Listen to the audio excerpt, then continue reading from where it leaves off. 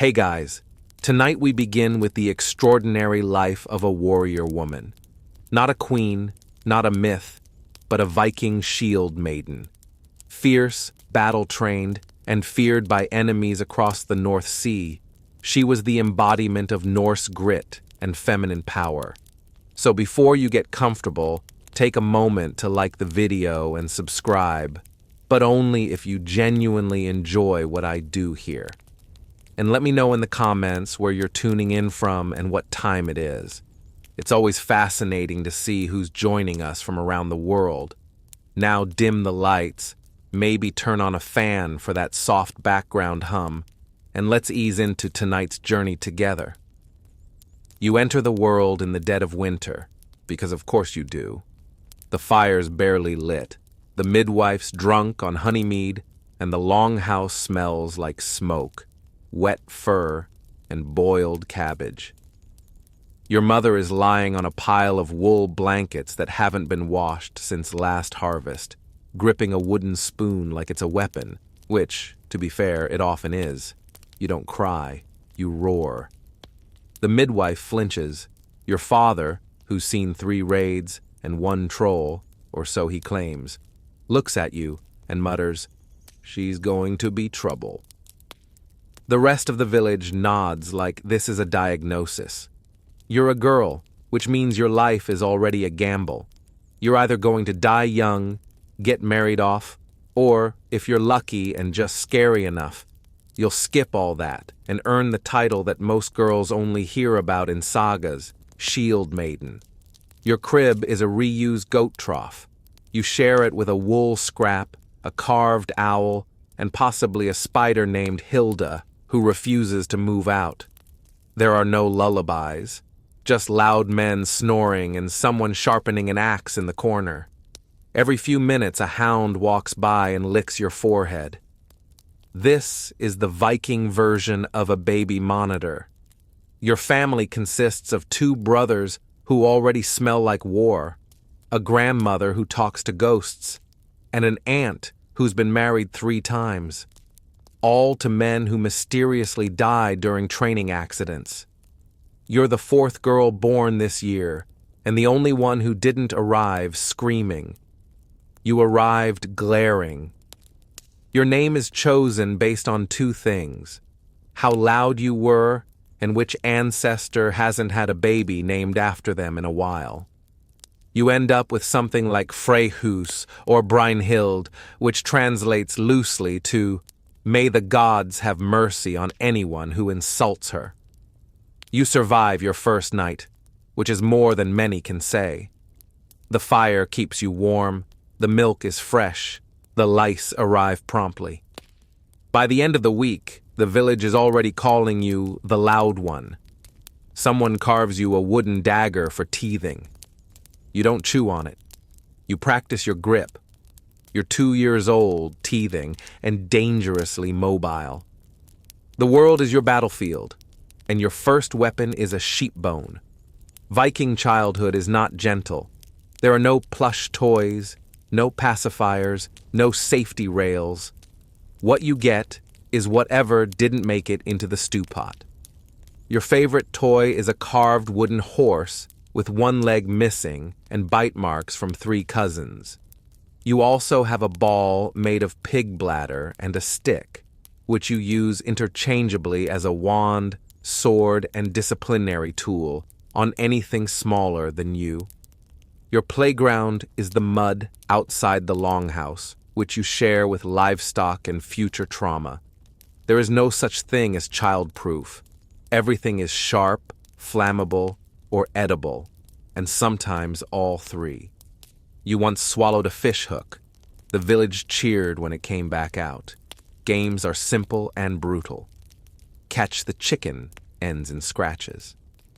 Who can throw the rock furthest ends in bruises. Raid the neighbor's firewood pile ends in social tension. Your favorite game is Ambush Your Cousin, which ends when someone cries and an elder yells, "Thor's beard, not again." You learn social rules fast, share food, but only after you've licked it. Never touch someone's comb. And always give the chieftain's dog the first bite, or it will take it anyway, with part of your hand. Formal education? Not exactly. You learn what you see. You see your mother grinding grain and patching clothes. You see your father cleaning weapons and arguing about taxes paid in fish. You see your older siblings fighting with sticks and trying to impress each other by lifting goats. You try that too. It ends poorly. By age 4, you can start a fire, skin a rabbit, and recognize when adults are lying to you. You have a talent for sneaking and stealing honey cakes. You are caught regularly. It builds character. Some children are quiet and obedient. You are not one of those. You get dirt in your hair, blood on your tunic, and pride in your little chest. Your grandmother pats your head and says, "She's got the look of someone who will grow up to terrify men." You don't understand yet, but you like how it sounds. You are 5 years old, and you've learned 2 important things. Fire is life. Everything else is loud and freezing. Your education begins early, not in a classroom, but in the cold, hard reality of village life. Forget chalkboards and reading circles. Your first lesson is, don't fall in the fjord. The second is, if it's steaming, don't touch it. You fail both. The concept of school does not exist. Instead, you're educated through the classic Norse curriculum: observation, repetition, and being yelled at by exhausted adults holding sharp tools. Math? That's counting sheep and spoons. If you lose either, you get a hands-on lesson in consequences. Reading? You're shown runes carved into stone and told, that means death. You nod and memorize it. Vocabulary grows fast when half the words mean hit, bleed, or run. Your mother teaches you how to grind grain without losing fingers. Your father teaches you how to hold a blade without looking like you're going to cry. Your uncle teaches you how to gut a fish, and your aunt teaches you how to gut a man, theoretically. No one uses baby talk. Adults speak in normal voices, even when you don't understand half of what they're saying. You learn fast or you get left behind, both physically and socially. There are songs, yes, but most are about blood feuds or dying gloriously in battle. You hum them while doing chores. Your lullaby is a saga about a warrior getting his ribs pulled out through his back. It's weirdly soothing. By age 6, you know how to sharpen a blade, tie a knot, and tell when the goats are acting like there's a storm coming. You also know how to lie with confidence, sneak extra berries, and throw a rock with tactical precision. You're not being raised. You're being forged like a sword in fire by people who haven't smiled since last solstice. And yet, there's pride when you get something right. No one claps. They just grunt, nod, and let you do it again, this time with slightly less supervision. You're not a child in the modern sense. You're just a very small adult with fewer responsibilities and slightly more snot. Puberty arrives like a bad omen, unannounced, inconvenient, and completely uninterested in your feelings. You wake up one morning slightly taller, slightly smellier, and filled with a rage you can't explain. Your voice stays the same, but your insults hit harder. Your face decides to grow more oil than a lantern, and your sweat could knock out a wild boar at 20 paces. Welcome to Viking adolescence. You now bleed monthly. No one gives you a pamphlet or a talk. Your mother hands you a scrap of wool and says, "Get on with it." You do, because you have no choice, and she's already gone back to skinning a rabbit. Your body is changing, but your chores are not. You still haul water, chop wood, clean fish, and wrestle goats that hate you on a personal level. You're just doing it now with back pain and a mysterious desire to stab things. Everyone says this is normal. Your training intensifies. You no longer spar with wooden sticks. You use real blades, dull ones at first, not because they don't want you to get hurt, but because they don't want to replace you yet. You are encouraged to hit harder, move faster, and never ever cry, unless it's from blood loss or joy. You're expected to fight the boys as equals, and when you beat them, you're told not to brag. You do anyway, quietly, to the goats. Socially, things are weirder. Some girls start plaiting their hair with care and flirting with boys. You braid your hair so it doesn't get in your eyes during battle drills. When boys flirt with you, you ask if they can spar. Most back away slowly. A few try. Fewer try twice. Your evenings are spent cleaning weapons, eating stew, and trying not to think too hard about your future.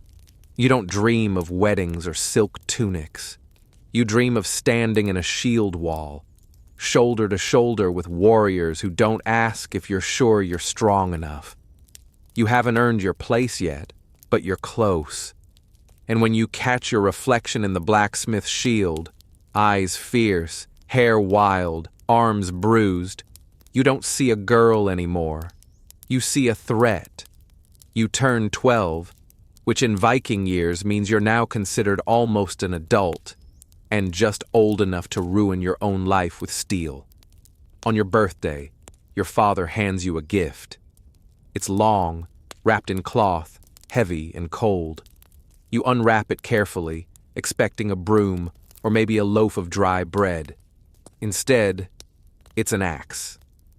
Iron-bladed, leather-wrapped, and sharp enough to split logs, bones, or egos.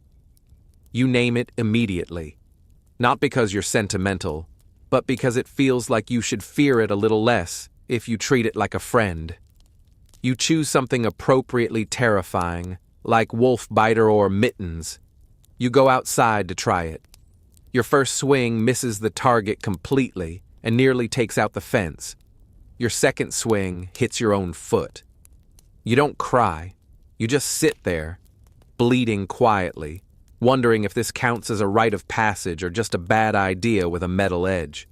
Your uncle bandages your toe and tells you, "That's how you learn."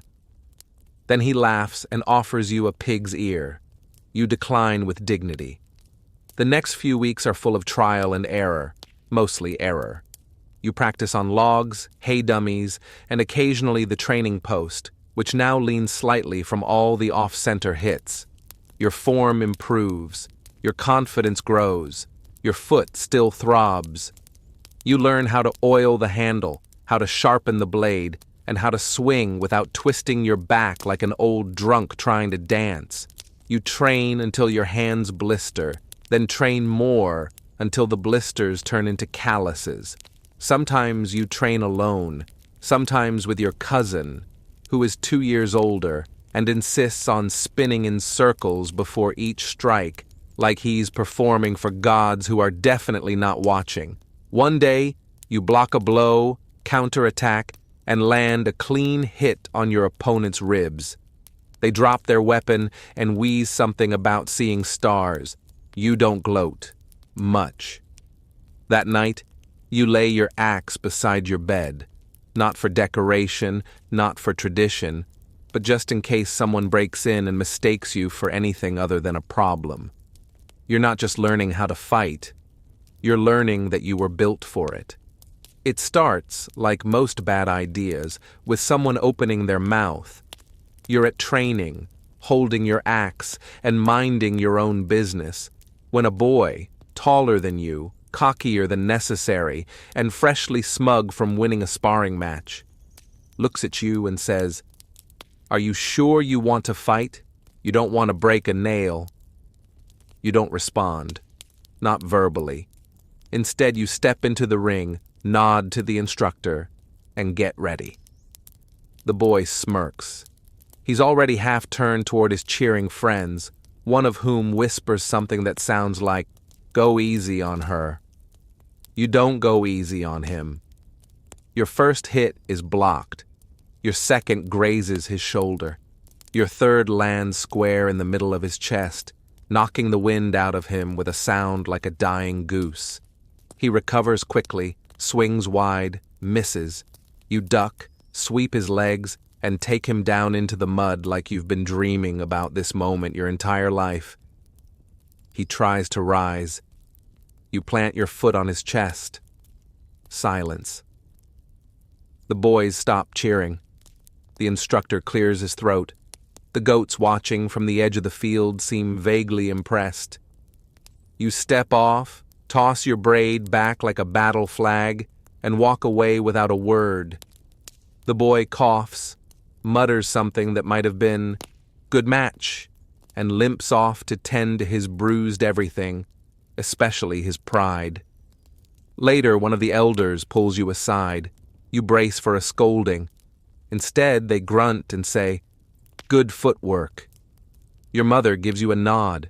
Your father just raises one eyebrow, then offers you a larger portion of dried fish at dinner. In Viking culture, this is considered a standing ovation. The boy doesn't look at you for a week. When he finally does, it's with the cautious respect one might give to a bear they've once accidentally poked with a stick. You learn something important that day. You don't have to raise your voice to be heard. You don't have to smile to be liked. And you definitely don't have to apologize when someone else's underestimation lands them in the mud. Victory smells like sweat, dirt, and slightly overcooked stew, and you'll never forget it. There's no ceremony, no glowing runes, no prophecy, no dramatic lightning bolts splitting the sky. Just a cracked shield, a busted lip, and an old warrior grunting, "She's ready." You've spent the last few years fighting, sweating, and earning every single bruise like a badge of honor. Your mornings begin with drills. Your nights end with soreness and muscles you didn't know existed. You can now identify injuries just by how they ache: sprain, dull throb, bruise, sharp sting. Ego, still bruised from losing to your grandmother in a wrestling match last week. Your braid is longer now, not for style, but for practicality. You tie it back before battle so it doesn't get caught in your helmet or grabbed by someone with poor decision-making skills. Some girls weave in beads. You weave in bits of leather and teeth, not yours probably. Training has shifted. It's less about whether you can swing an axe, and more about whether you can keep your head when someone's trying to take it off. You spar with men now. No one goes easy on you, and you don't expect them to. You've learned that hesitation costs you more than pain. It costs you respect. Your shield arm is stronger than your dominant one. Your fingers are permanently wrapped in leather or scabs. You don't win every match, but you never stop swinging. That's what earns their trust. Then one day, during a sparring session, your shield splits. A clean hit from someone twice your size. It cracks down the middle, splinters flying. You toss it aside and keep going, bare-handed, bloodied, and just angry enough to make it interesting. You lose the match, but no one forgets what you did. And that's the day the elders start using your name in a new tone, not as a child to be corrected, but as a fighter to be counted on. No one says you're a shield maiden now, but they no longer glance sideways when you take your place in the shield wall. The braid, the blood, the bruises, all earned. You haven't just become a shield maiden. You've become someone others watch when things go wrong, to see what you'll do. You finally make it onto a longship, and within the first hour, you deeply regret every choice that brought you here. The deck is slick, the wind is rude, and the rowing bench is basically a wooden insult to your spine. You are packed elbow to elbow with other warriors who smell like old leather, dried sweat, and optimism that died 3 days ago. There is no personal space. You shift slightly, and your knee touches someone's axe. You shift again, and someone sneezes into your hair. A seagull screams overhead as if mocking your life choices. Rowing is not glamorous. It's a full-body punishment disguised as transportation. Your hands blister by mid-morning. By noon, your blisters have blisters. Your palms feel like someone grated them with a cheese scraper. You are told this means you're doing it right. There is no relief, only rowing. Your arms are sore, your legs are numb, and your seat is damp in a way that raises existential questions. Every stroke brings you closer to glory, and also, probably, tendinitis. Meals on board are bleak, dried fish that tastes like the inside of a helmet, hard bread you could use as a weapon, and water that's technically still water if you're generous. You chew slowly and contemplate mutiny. At night, you sleep curled against the side of the ship, using your shield as a blanket and your axe as a pillow. You are gently rocked by the waves, the snoring of the crew, and the lingering suspicion that this entire voyage was planned by someone who hates fun. But despite all this, the pain, the cold, the constant dampness, there's something else too. The thrill of the open sea, the camaraderie of the crew, the quiet pride that yes, you belong here. You earned your spot. You're not a tag-along, you're not a mascot, you're a warrior. And warriors row. When the shore appears in the distance, a dark, unfamiliar line on the horizon, your hands ache, your shoulders burn, and your heart pounds with anticipation. You are exhausted, hungry, mildly seasick, and absolutely ready. Because the boat isn't just a vehicle, it's a crucible. And when you land, you'll be forged. The coastline appears like a secret no one wanted to share. A quiet village, thatched roofs, smoke drifting peacefully from chimneys, chickens, probably a baker, maybe even a small, hopeful goat. You're going to destroy it. As your longship hits the shore, your stomach drops. Not out of guilt, but out of a very real, very physical panic. This is it. Your first raid. Real steel. Real enemies. Real consequences. If you trip in the mud and accidentally stab yourself before anyone else gets the chance. You disembark. The beach is soft, which is not helpful. You nearly twist your ankle before even reaching the village. Battle cries echo around you, loud, primal, and mostly improvised. Yours sounds like a goat coughing. It's fine. You're new. You charge. Your first opponent is not a warrior. It's a chicken. It runs at you aggressively, flapping like it has something to prove. You sidestep, barely, and swing at a man holding a pitchfork. He drops it and runs. You chase him briefly, then remember you're supposed to be looting. You break into a storage hut and find cheese. A lot of cheese. You grab some. It feels like a victory. Outside, chaos, shouting, fire. Someone trips over a bucket. Someone else starts singing for no reason. A warrior next to you yells to Odin and falls into a well. You begin to understand why Viking raids are both feared and deeply confusing. Eventually, the resistance fades. The village is pacified, which is a nice way of saying burned and robbed. Your crew gathers what's useful. Silver, tools, livestock, a very nice stool. You limp back to the boat with a bruised shin, a stolen spoon, and half a wheel of cheese. It's not what you imagined. No slow-motion glory, no epic speech, just adrenaline, noise, and the vague realization that you may have screamed for the entire 20 minutes. But you're alive. You stood your ground. You didn't drop your weapon. And even though your tunic smells like goat panic and your ears are still ringing, you feel it. The thing the older warriors talk about in low tones around the fire. That rush, that certainty, that power. You didn't just survive your first raid. You participated. And next time, you'll be better. The battle is over. The village is behind you, smoking, raided, and probably confused about what just happened. You're back on the longship, slumped over your oar, smelling like someone grilled anxiety over a fire made of damp regret. Your tunic is torn. Your boots are muddy. There's a cut on your shoulder that you didn't notice until someone else pointed it out. "That'll scar nicely," they say with a grin, as if that's helpful medical advice. Your hands are blistered. Your thighs are cramping. And there's a definite chicken feather still stuck to your braid. You're not sure if it's from a fight or lunch. Possibly both.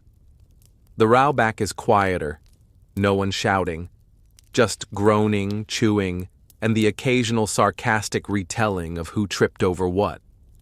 Someone insists they single-handedly fought off 5 armed villagers. You watched him drop his sword in a puddle and cry. No one corrects him. He needs this. Food is passed around. Dried fish, hard bread, and most sacred of all, a flask of ale. It's warm. It's bitter. It tastes like triumph and mold. You drink anyway. You expected victory to feel louder, but really it feels like bruises and a deep, aching satisfaction that settles somewhere between your ribs and your spine. You did the thing. You crossed the sea, held the line, and came back with cheese and a story. By nightfall, you're back at camp. The fire crackles, the meat sizzles, someone's already asleep, snoring directly into their helmet. You sit cross-legged with your fellow warriors, staring into the flames like you're waiting for the gods to say something. No gods speak, but someone passes you a roasted turnip, which is almost the same thing. There's laughter now, the low, worn-out kind that comes from people who survived something stupid together. You laugh too, not because it was funny, but because it happened, and you were there, and you didn't die. As you settle in for sleep, curled up with your shield and your still-dented helmet, you know this is the first of many raids, the first of many aches. But for tonight, you rest. You earned it. Raiding season ends with the cold, and so does your brief flirtation with glory. You return home expecting rest, maybe even praise. What you get is winter, full-blown, nose-biting, morale-destroying Viking winter. The fjorded ice is over.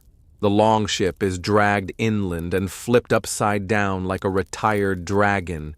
You pack away your armor, knowing full well that your off-season is just survival on hard mode. The chores double. The daylight vanishes. Your motivation follows. You chop firewood until your fingers go numb. You haul frozen buckets of water from an icy stream that stares back at you like it wants you dead.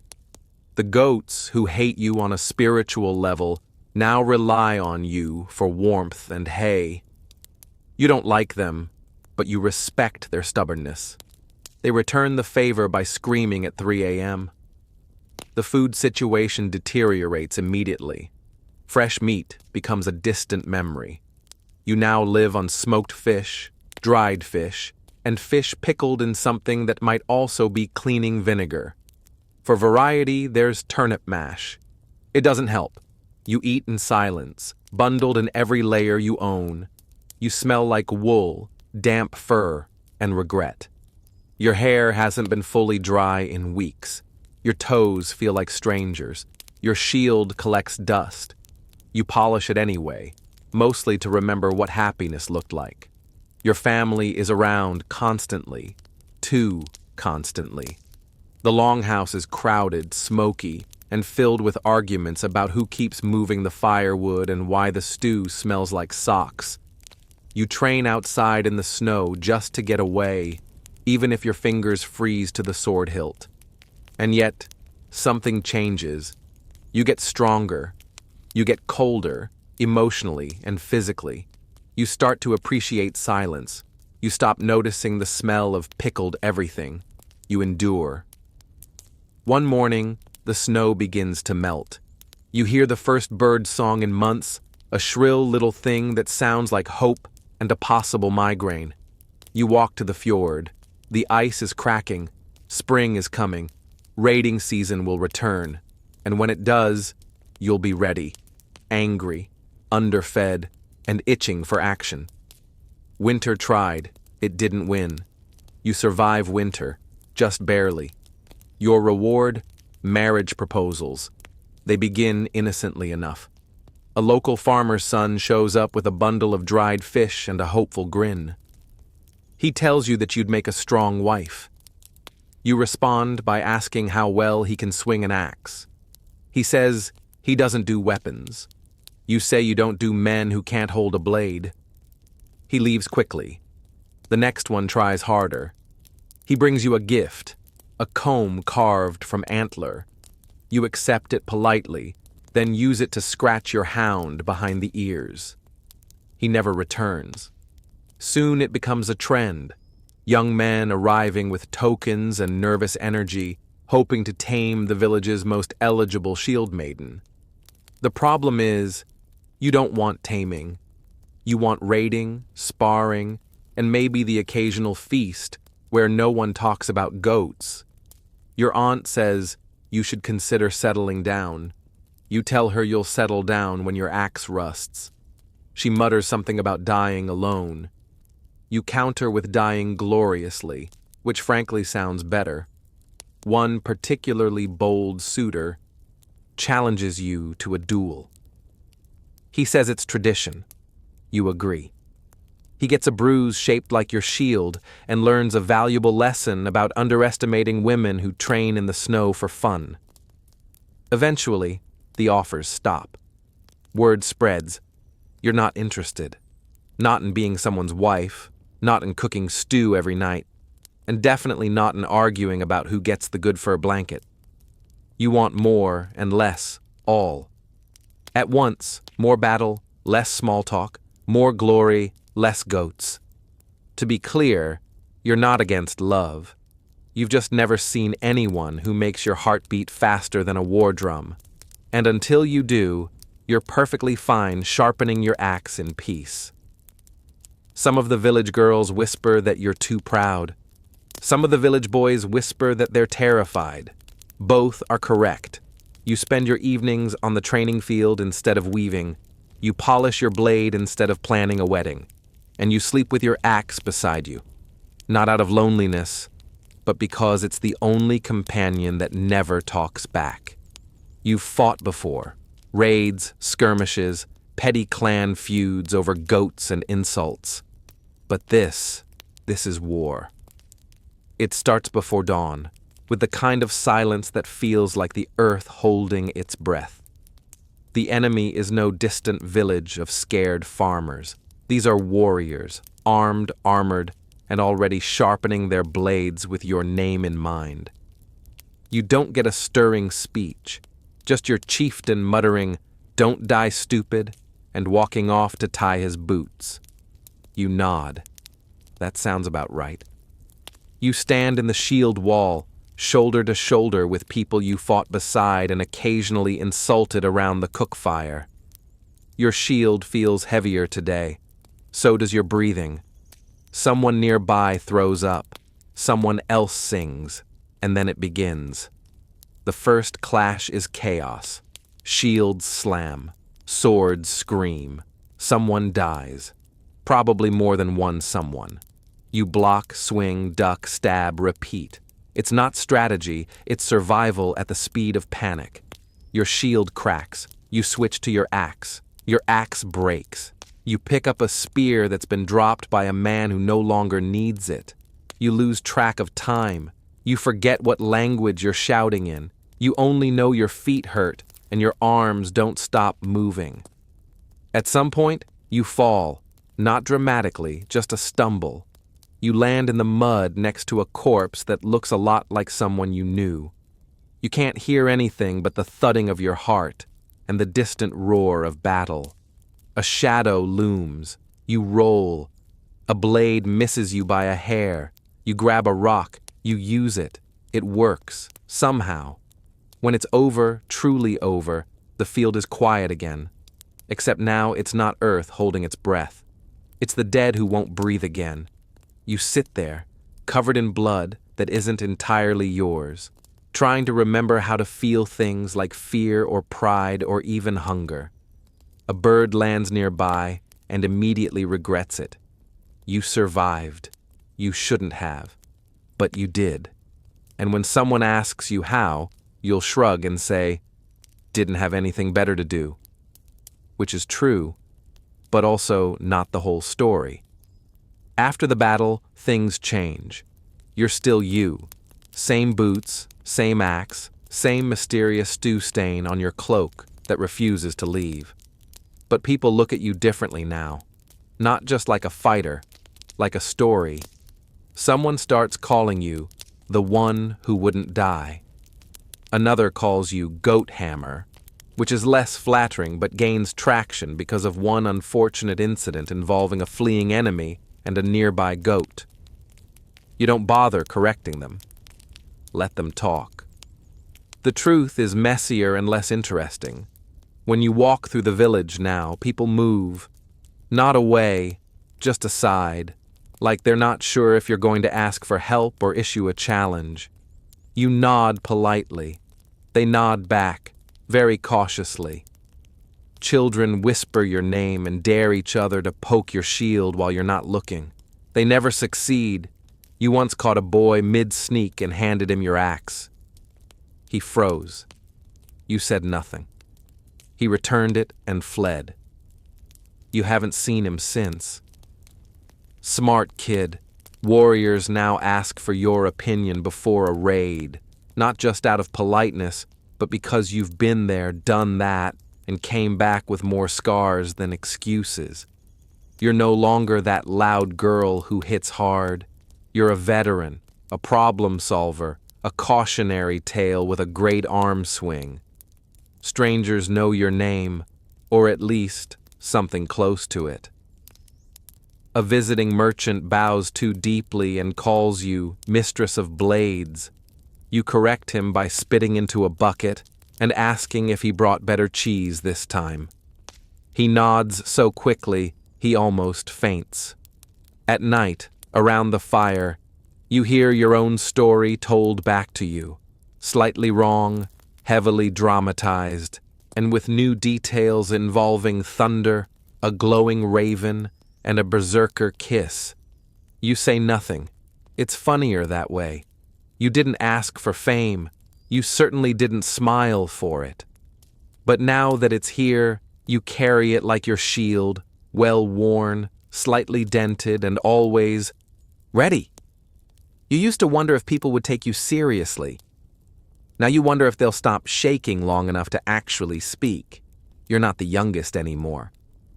There's a new crop of wide-eyed girls tying their braids too tight, gripping their axes too loose, and talking too loud about what they'll do in battle. You see yourself in them, but with less bruising and more optimism. They watch you closely, not like a hero, more like a storm that could start swinging at any moment. You've earned that. Your joints ache in the mornings. Your sword wrist pops when it's cold. You have a scar across your ribs that itches whenever it's about to snow. You don't heal as fast as you used to, and when you do, the pain lingers like an old drinking buddy who doesn't know when to leave. But you're not softer. You're just harder in the right places. You train less to prove something and more to stay sharp.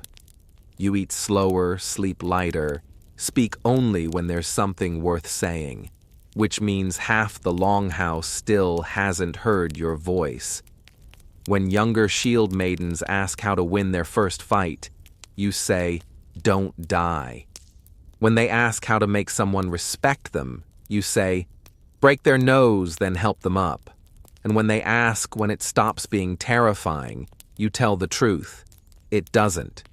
You just get better at pretending. You still raid, though not as often now. When you do, people check to see if you're coming. If you are, they breathe easier. If you're not, they check their armor twice. Your axe is worn, the handle wrapped in new leather, the blade notched but still sharp. It's seen more than most warriors. It's outlived all your suitors. You've thought about hanging it up, but then someone says something stupid, or a threat appears on the horizon, and you remember. You're not done. You never wanted to be legendary. You just wanted to fight, to survive, to carve your place in a world that didn't think you should have one. And somehow, through blood, fire, and sheer refusal to quit, you did. You're not just a shield maiden. You're a warning. And the next time someone asks if you still fight, you'll smile just a little and say, only when it's necessary, and sometimes just for fun. Long before hospitals and white coats, the Greeks believed the best way to get healed was to take a nap inside a temple. This wasn't lazy medicine. It was called incubation, and it was sacred. If you were sick in ancient Greece, you didn't book a doctor. You packed your bags and made a pilgrimage to the sanctuary of Asclepius, the god of healing, often at Epidaurus, where marble colonnades met the scent of laurel and sacrifice. Upon arrival, you'd perform purification rituals, bathe in sacred water, offer a small sacrifice, often a rooster, and prepare for sleep in the abaton, a dark, quiet chamber where patients laid down on mats, sometimes with snakes slithering freely around them. Yes, snakes. They were sacred to Asclepius and symbolized renewal and rebirth. The idea was simple but mystical. Fall asleep in the presence of the god, and he would visit you in a dream. These divine dreams weren't just symbolic. They were prescriptions. You might see Asclepius touch your wounded leg or hand you a healing herb. In the morning, you'd report your vision to a temple priest, who would interpret it like a spiritual pharmacist and advise you on what action to take. The process wasn't passive. The journey to the temple, the purification, the prayer, all of it primed the mind and body for healing. Some scholars argue it was a form of early psychosomatic therapy. Others call it theatrical placebo. But whatever it was, it often worked, or at least was believed to. Patients sometimes left cured. Others left inspired.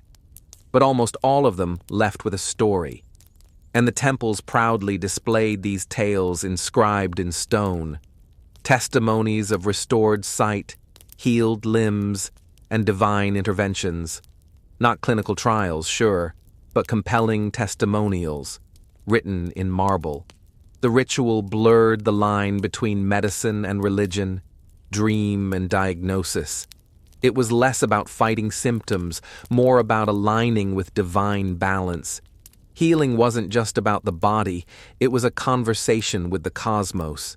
And if you were lucky, the cosmos answered back softly, sometime around midnight, in the shape of a god, a whisper, and a snake curled at your feet. Now, let's leave the peaceful sleep chambers of Greece and head east, to ancient Mesopotamia. Here, healing was more like an exorcism than a nap. In the land between the Tigris and Euphrates, illness wasn't just biological, it was personal. Sickness was thought to be the work of malicious spirits, sent by angry gods, jealous neighbors, or vengeful ghosts. And the cure? Trap the demon in a bowl.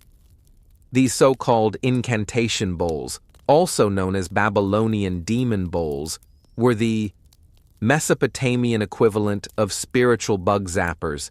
They were simple ceramic objects placed upside down and buried beneath the thresholds of homes. But their purpose was anything but decorative. Each bowl was inscribed, spiraling inward in Aramaic or other local languages, with protective spells and divine names. The writing was dense, deliberate, and a little unhinged, invoking angels, saints, and cosmic powers to bind whatever malevolent force might be lurking. The demon wasn't just expected to leave the body. It was meant to stay trapped in the bowl forever, like an ancient spiritual Tupperware. Some bowls even featured crudely drawn images of the offending spirit bound in chains, looking rather uncomfortable. The image was meant to humiliate the demon, sort of like a magical mugshot. Others went further, including family names, domestic complaints, and even mentions of rival sorcerers. It wasn't just about healing, it was about defense.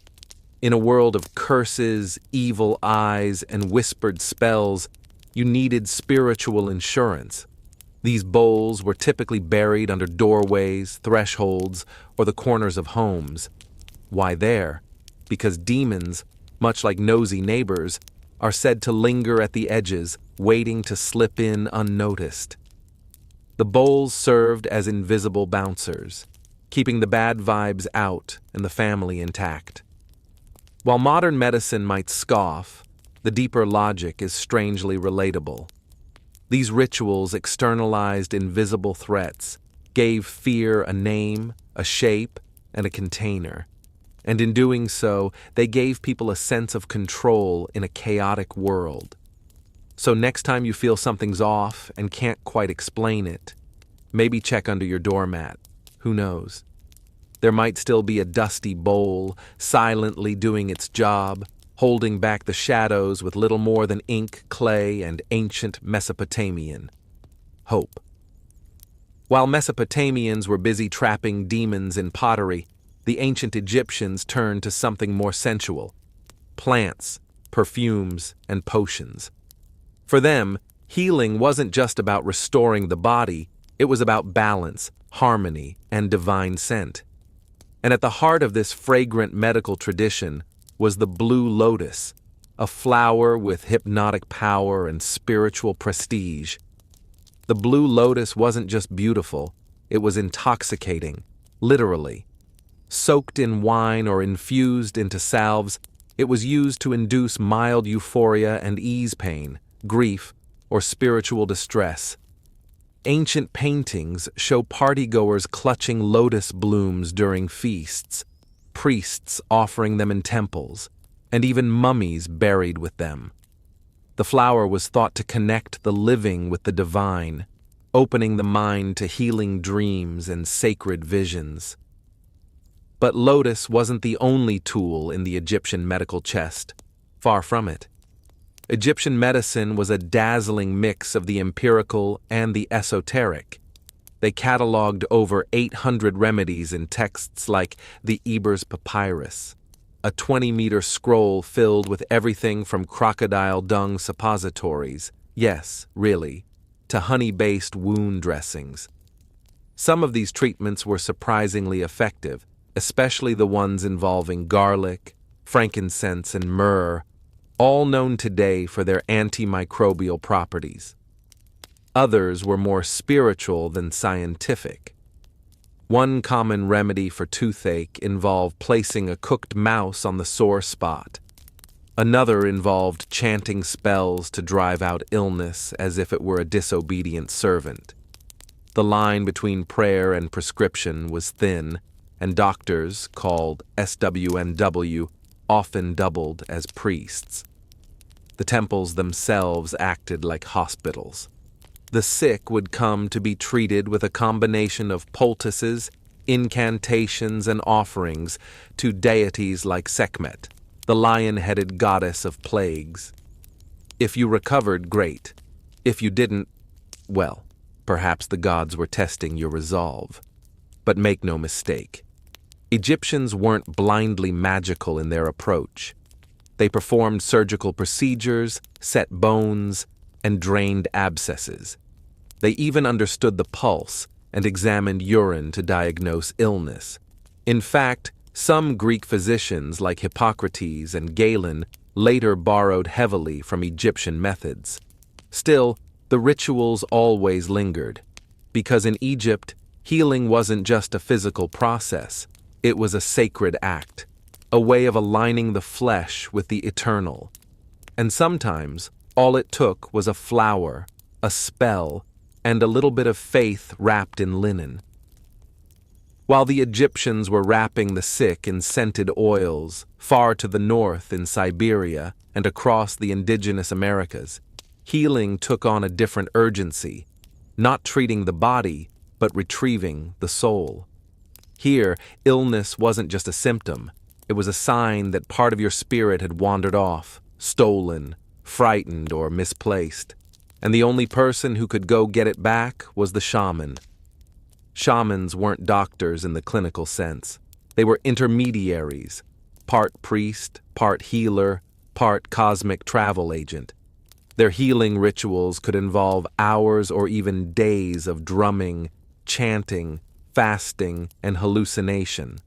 The purpose: to enter an altered state of consciousness and journey into the spirit world, where they'd battle hostile entities, negotiate with ancestors, or bargain with nature spirits, all to recover the missing piece of a patient's soul. These weren't metaphorical journeys. For the shaman and the community, they were very real. Tools of the trade included drums, believed to be the heartbeat of the earth, animal masks or cloaks representing the spirit guides, and occasionally psychoactive plants to open the inner vision. One popular tool among Amazonian shamans was ayahuasca, a powerful brew that induces visions, purging, and what one might kindly call revelatory chaos. Soul loss could be caused by trauma, grief, or breaking taboos. Symptoms included chronic fatigue, depression, or bad luck, what today might be called psychosomatic or psychological distress. But instead of therapy sessions, a healing ceremony might involve calling your name into the forest, dancing around a fire, or listening to your healer chant the spirit back into your chest. In some traditions, the shaman would physically act out the struggle, shaking, miming a battle, or pulling invisible threads from the body to symbolically remove the sickness. In others, they'd blow sacred smoke over you, touch pressure points, or whisper prayers into the ear of a sleeping child. There was no sterile distance. Healing was communal, emotional, and mythic. It was about storytelling, memory, and restoring the invisible bonds between a person and the world around them. Because in these cultures, you don't just catch a cold, you catch a crack in your soul. And if you're lucky, someone brave enough will go into the dark to bring your spirit home. As shamans searched for missing souls in the spirit world, the ancient sages of India turned inward, mapping the rhythms of life into something more structured, more methodical, and just as mystical. Ayurveda, meaning knowledge of life. This healing system was less about fighting disease and more about maintaining harmony between body, mind, and universe. If your digestion was off, it wasn't just lunch. It was a cosmic imbalance. According to Ayurvedic theory, every person is made up of 3 doshas: vata, air and space, pitta, fire and water, and kapha, earth and water. Your unique combination determined not just your health, but your temperament, personality, and favorite breakfast. A healer's job wasn't to eliminate symptoms. It was to bring your doshas back into balance using herbs, diet, massage, meditation, and, if needed, a thorough oil bath. Yes, oil. Ayurvedic treatment loves oil. Warmed sesame or medicated ghee is drizzled onto the forehead in a practice called Shirodhara, meant to calm the nervous system and open the third eye.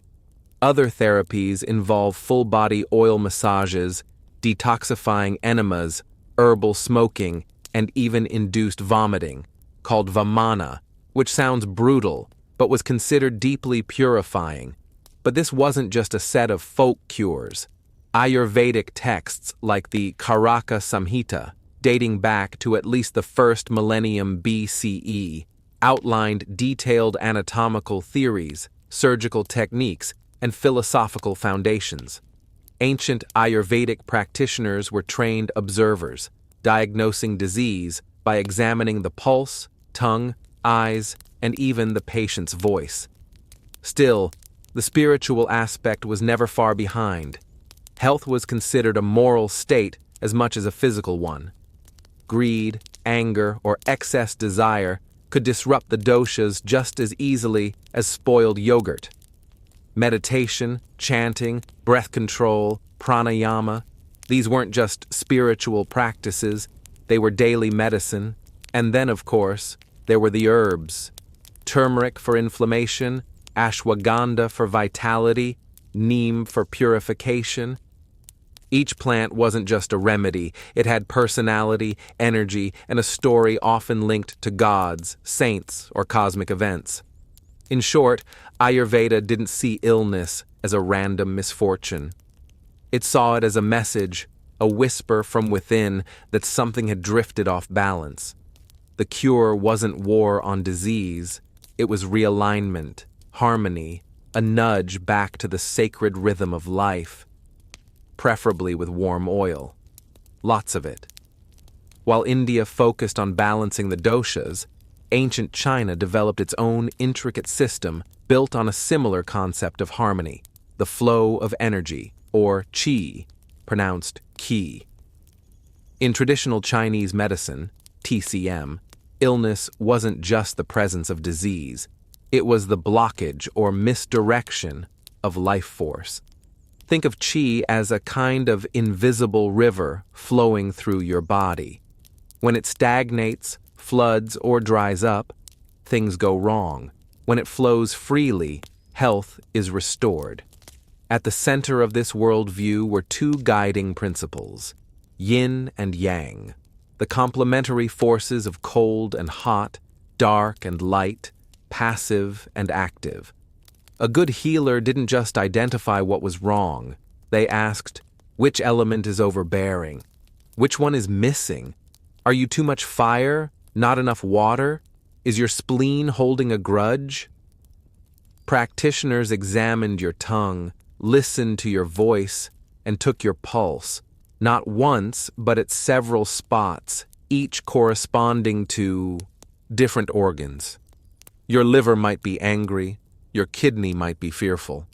The diagnosis often sounded more poetic than pathological, but that didn't make it less powerful. Treatment often involved acupuncture, inserting hair-thin needles along meridians to unblock energy paths and encourage natural flow. While the thought of needles may not sound comforting, many found the experience strangely calming, sometimes euphoric. But TCM wasn't a one-trick philosophy. It also employed cupping, moxibustion, burning herbs near the skin, qigong, energy movement exercises, herbal medicine, and meticulous dietary plans. Ginger, ginseng, licorice root, each prescribed with careful intention. One of the most revered texts in this tradition is the Huangdi Neijing, the Yellow Emperor's Inner Canon, a medical philosophical dialogue written around 200 BCE. In it, the emperor and his physician discussed not only the nature of illness, but the rhythms of seasons, emotions, and even politics. The body, after all, was a miniature version of the universe. In Chinese medicine, you weren't just a sack of organs, you were a living ecosystem, a part of the cosmic order. A stomachache wasn't just from bad dumplings, it could be unresolved grief. Healing was never purely physical, it was ethical, emotional, elemental. And when the elements fell out of tune, the goal wasn't to fight, but to restore harmony, like tuning an instrument or unblocking a stream, with needles and maybe a touch of burning mugwort. Across the vast and varied landscapes of Africa, healing has long been a community event, a blend of medicine, ritual, and ancestral power. Unlike Western models that isolate the patient in a clinic, traditional African healing involves the family, the ancestors, the village, and the spirits. In many cultures, illness is not just a personal ailment. It's a social rupture, a cosmic imbalance that must be addressed holistically. preferably with drums, smoke, and a very concerned chicken. Take the Sangomas of southern Africa, spiritual healers and diviners who serve as the bridge between the living and the dead. A Sangoma doesn't just diagnose symptoms, they read bones, literally. A handful of bones, shells, and trinkets is cast on a mat, and their position reveals the story. It's a form of spiritual radiology. The ancestors speak through the scatter. Once the diagnosis is made, whether it's a curse, ancestral displeasure, or emotional trauma, the healing begins. Rituals may involve animal sacrifice, plant-based remedies, or initiation dances. Music plays a crucial role. Drumming, singing, and movement aren't entertainment. They're tools to shift energy, invite spirit guides, and enter trance states. The goal: to heal not only the body but the soul and its unseen ties to others. Plants, too, are central.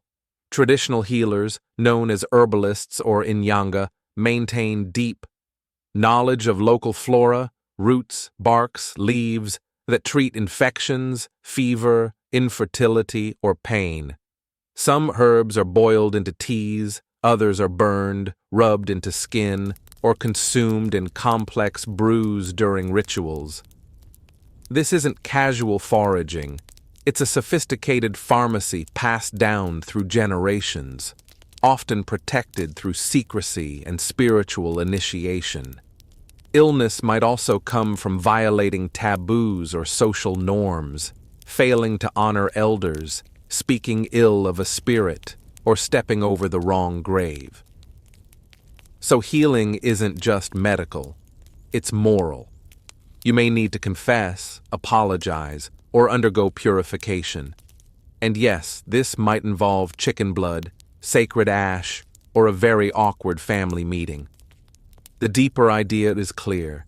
You're not a disconnected individual. You're part of a living network, ancestral, spiritual, ecological. When something goes wrong in you, it echoes through the web, and the healer's job is to listen, interpret, and stitch the web back together with herbs, chants, and the wisdom of the ancestors watching from the firelight. In many Native American traditions, healing is not about fixing a part of the body, it's about purifying the whole person. Illness, whether physical or emotional, is seen as the result of imbalance between the self, the community, the spirit world, and nature. And so one of the most profound healing rituals across many indigenous nations is the sweat lodge, a ceremony of heat, prayer, and spiritual rebirth. The lodge itself is humble, a dome-shaped structure made of willow branches draped in blankets or hides. Inside it is dark and intensely hot. Heated stones known as grandfathers are placed in a central pit, and water infused with sacred herbs is poured over them to create steam. The air becomes thick with heat and memory, and participants sit in a circle, often naked or minimally clothed, guided by a spiritual leader or roadman. This is no sauna, it is a womb. The lodge represents the earth's belly, a place of renewal where one can let go of toxins, pain, and emotional burdens. Songs are sung, prayers are spoken, sometimes in traditional languages nearly lost to time. The process usually happens in rounds, each more intense than the last, and each accompanied by a different theme: gratitude, forgiveness, letting go, or calling upon ancestors. The purpose isn't just to sweat out sickness. It's to listen to yourself, to others, and to the spirits in the darkness, stripped of distractions. People often report visions, emotional breakthroughs, or deep, unexpected peace. It's not always pleasant. The heat can be overwhelming, and the discomfort intense. But that's part of the medicine. Other healing rituals include smudging, burning sacred herbs like sage, sweetgrass, or cedar to cleanse a person or space, and healing songs, which are passed down orally and considered living medicine. Some nations employ sand painting, where colorful patterns made of crushed stone are used in healing ceremonies to realign spiritual forces. But at the heart of it all is connection to the land, to the ancestors, to the elements. Healing isn't done in isolation, it's done in relation. Through ritual, the individual is brought back into harmony with the world, and whether it's through fire, steam, or song, the goal is always the same: to return to balance, to remember who you are, and to walk again with strength upon the sacred earth. After traveling from Greek dream temples to sweat lodges under the stars, one thing becomes clear. Ancient healing was never just about the body. It was a full-spectrum experience: physical, emotional, spiritual, and social. While the tools varied, lotus, valves, demon bowls, needles, drums, the intention was remarkably consistent: restore balance in every corner of the ancient world. Health was defined not as the absence of disease, but as the presence of harmony. Harmony between body and soul, between humans and nature, between this world and the unseen one. Whether through the cosmic pulse of Kai, the rhythm of drumming feet in the dust, or the soothing trance of temple incubation, healing rituals worked because they gave meaning to suffering and agency to the sick.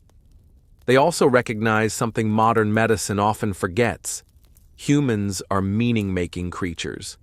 We want to understand why we're in pain. We want to believe that there's something we can do about it. Ancient healing gave people both an explanation, be it spirits, imbalance, or ancestral wrath, and a path forward, often as communal as it was curative. These rituals were powerful even when they were medically ineffective. A Mesopotamian demon bowl might not have killed bacteria, but it might have calmed the mind. A shaman's soul retrieval may not have mended bones, but it could soothe trauma in ways language couldn't. Even where the science fell short, the storytelling, the symbolism, and the ceremony had genuine therapeutic value. And here's the twist. Many of these ancient insights are coming full circle. Modern medicine now embraces mind-body approaches, meditation, visualization, and even plant-based therapies. Psychedelic-assisted therapy echoes shamanic journeys. Hospitals incorporate music, aroma, and culturally sensitive rituals into care. It's almost as if, after centuries of scientific dominance, we're remembering something our ancestors knew instinctively. Healing isn't just about chemistry, it's about connection. So, what do ancient healing rituals teach us? Not just about herbs and chants, but about ourselves? That we're not machines to be fixed, we're ecosystems to be nurtured. That a whispered prayer, a rhythmic drumbeat, or the scent of sacred smoke can sometimes reach places a scalpel cannot. Because deep down, healing isn't just a medical process, it's a human one. And the ancients, in all their mysticism and messiness, understood that better than most. Before there were crowns, amulets, or rings set with gemstones, there were shells, tiny perforated mollusk shells strung together and worn not for beauty alone, but for meaning. Some of the oldest known jewelry in human history comes from places like Blombos Cave in South Africa, where archaeologists uncovered shell beads over 75,000 years old. These weren't just random decorations. They had been deliberately pierced, smoothed, and arranged. In other words, they were designed. So why would early Homo sapiens spend precious time threading together shells, teeth, bones, and stones when survival was already a full-time job? The answer seems to lie in communication. These ornaments weren't just aesthetic. They were a language. A necklace might signal your role in the group, your family lineage, or your readiness to mate. Jewelry was a wearable story, one that spoke without words. And while today we think of jewelry as luxury, the earliest forms were sourced directly from nature's scraps: bird talons, animal teeth, pieces of amber, and carved bone. Nothing was wasted. Everything held potential meaning. A predator's tooth worn around the neck didn't just look cool, it said, "I survived this." It was protection, bravado, and spirituality wrapped into one primitive pendant. Interestingly, these early beads often came from the sea, suggesting that even inland communities valued coastal materials. This implies a level of trade and exchange, possibly among early tribes. Jewelry, even then, was portable culture, a way to carry identity and relationships across landscapes. But there's also a spiritual layer. Some anthropologists believe these objects had magical or ritual purposes. Shells were connected to water, bones to ancestors, teeth to strength. They weren't just decorative. They were talismans worn close to the body to ward off illness, misfortune, or evil spirits. In essence, the birth of jewelry marked a turning point in human cognition. It showed an awareness not only of self, but of how the self appeared to others. A shell on a string became more than decoration. It became a statement about belonging, about survival, about meaning. So no, ancient humans weren't primitive in the way we once thought. They were already artists, curators, and storytellers, carving their identity into bone and threading their legacy through a hole in a shell. As human societies advanced through the Paleolithic period, jewelry took on deeper layers of symbolism, becoming markers of life and death, of belonging and legacy. During the Ice Age, adornments weren't just worn, they were buried, sometimes with great ceremony. The earliest graves, like those found in Sunir, Russia, dating back over 30,000 years, tell us that even then jewelry had profound significance. One such grave held a child, perhaps no older than 10, laid to rest in a tunic adorned with over 4,000 ivory beads, each one painstakingly carved from mammoth tusk, each one taking hours to make. The entire process likely took thousands of hours, all for a child. What does that tell us? That jewelry had transcended ornamentation. It had become a sacred rite, a farewell, and maybe even a promise to the next world. These Ice Age pieces weren't made in haste. They featured symmetry, repetition, and rhythm, showing a surprisingly developed aesthetic sense. Pendants shaped like animals, patterned beadwork, and bracelets carved from reindeer antler suggest both technical skill and spiritual symbolism. Jewelry was no longer improvised from scraps. It was a dedicated craft, and the materials told stories of place and identity. Baltic amber has been found far from its point of origin, suggesting long-distance trade networks.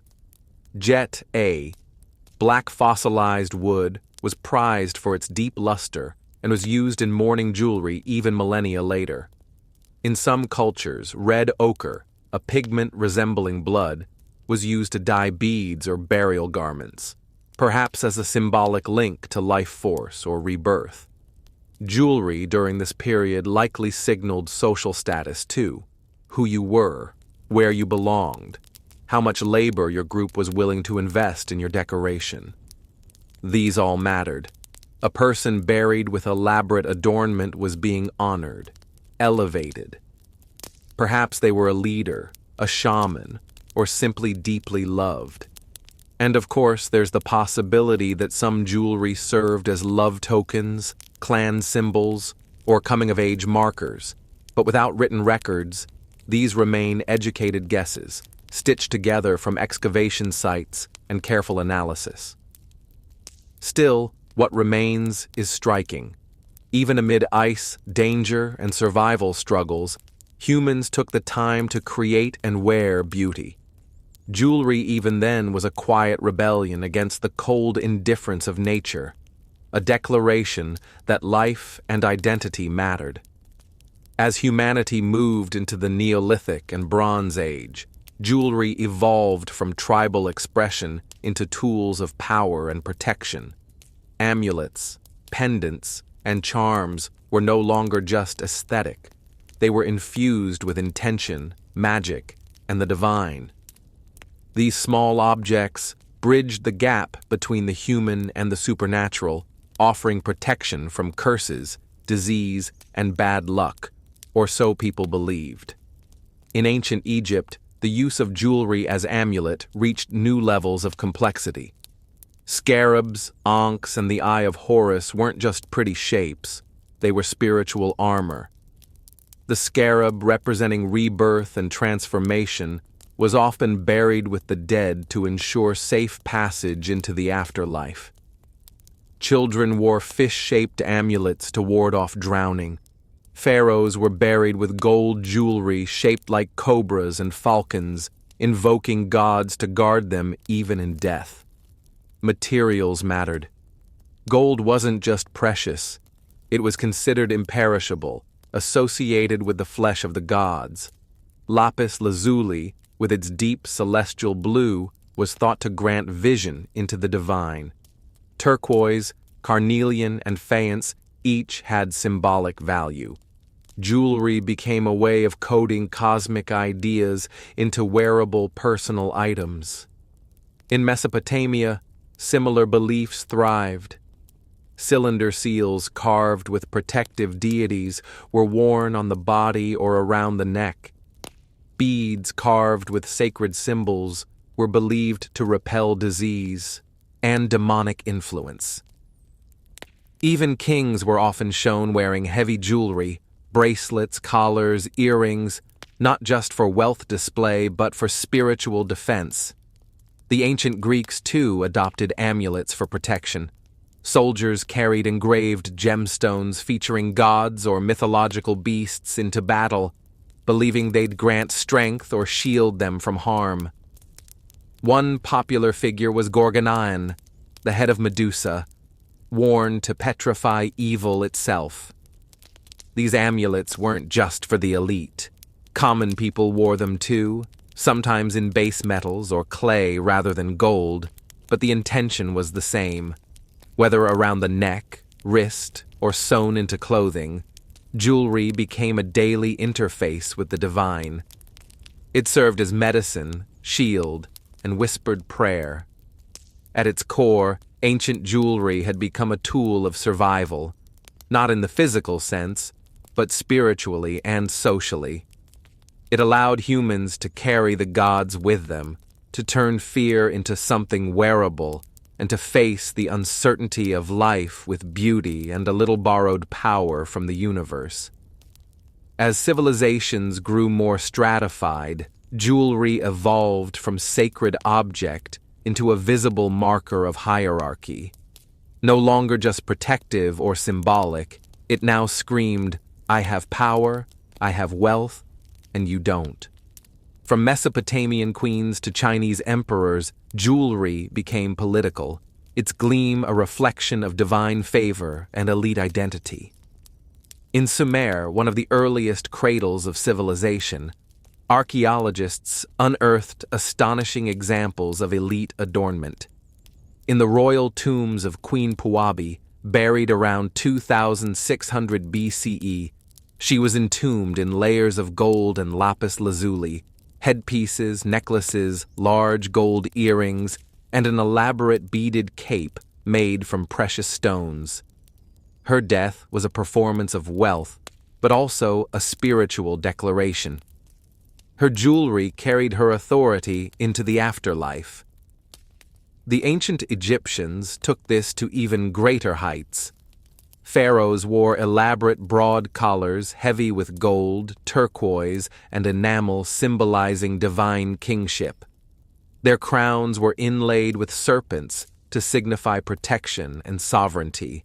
Even children of the elite were adorned with amulets and rings. Jewelry wasn't just for ceremony, it was everyday diplomacy, a language of status in plain view. In ancient China, the elite wore jade, not gold. Jade wasn't merely beautiful, it symbolized purity, immortality, and moral excellence. Confucian ideals even linked jade's physical properties to virtue, smooth yet strong, radiant but not flamboyant. Emperors were buried with jade burial suits sewn together with gold thread, believing it would preserve the body and elevate the soul. Across the Mediterranean, the Minoans and later the Greeks and Romans continued this trend. Gold wreaths shaped like laurel leaves were worn during public rituals and funerals, echoing both wealth and cultural refinement. Roman senators flaunted signet rings, each engraved with their family crest, acting as both a security key and a status badge. And let's not forget the role of jewelry in court politics. A lavish necklace could be a gift of favor or a trap, drawing someone into dangerous alliances. Jewelry was used to secure marriages, to signal allegiances, and to curry favor with gods and kings alike.